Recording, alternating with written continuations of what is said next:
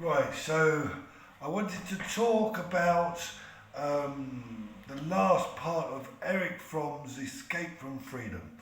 And this is all about human rights, really. So, in Escape from Freedom, we learned that we want to escape this, this freedom which makes us feel very alone and anxious and insecure. If we really think that total freedom means we are on our own, we can't really have total freedom. So we want to escape it. Now there are several mechanisms we can use. We can either use conformity, where we give up the individual self to the group, and we lose ourselves. We just conform, and I just become part of a sea of people.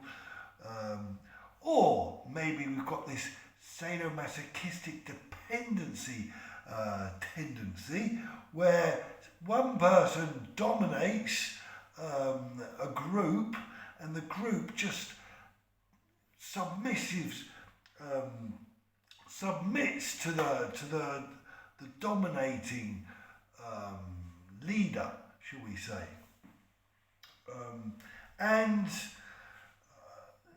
this we can see that in the form of international relations, where we've got this idea of independent nations that want to be independent, on nations that want to dominate other nations, literally take control without having any democratic elections for that, etc., and create this dependency relationship.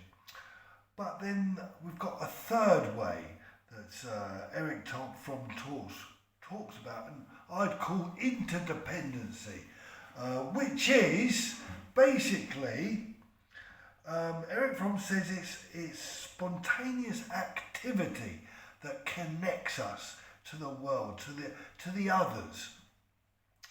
And this spontaneous activity can be work or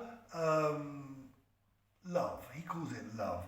I'll talk about that after I've spoken about work. Work he calls productive activity. Now, what does he mean by the productive activity? And first he says it must be of our free will, our spontaneous free will. Now, when we do something, whether we work for a place or work on something, if we really give ourselves to that, yes, that is, we're really manifesting part of us in that. Maybe if I work in Liceo, after many years, I feel I'm part of the place. I feel the destiny of the Liceo is part of my destiny, and something of me is in there, and I've given something of my individuality to that. My way of thinking, my way of doing has kind of manifested in that, in the ideas in the Liceo. Or maybe an artist, paints, and then, he's produced something and somebody consumes it. So in that way, by looking at it, and in that way he's communicating, and he's linking, he's connecting to people.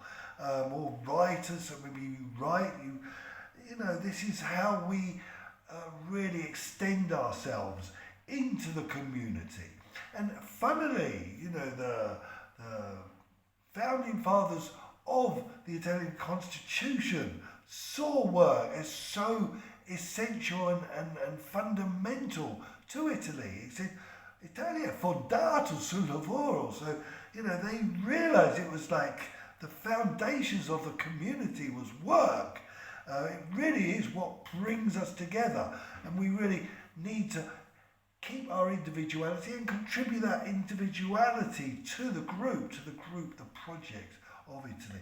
And really, we're not talking about work as in something that's very, mundane and monotonous and repetitive, but something of me goes into something of my individuality.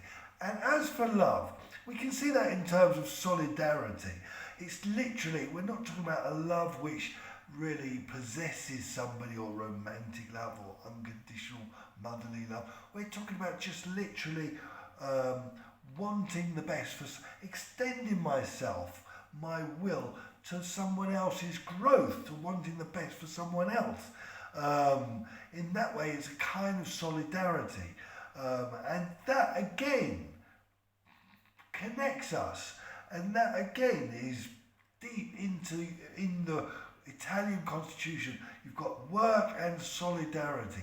These are the two ways of really escaping our anxiety and being free at the same time. And and that is interdependency. If I produce something, you depend on me to consume that production, and I depend on you to want to consume that production. So it's a kind of interdependency, and the same with love. I mean, it can't be one way, it must be reciprocal.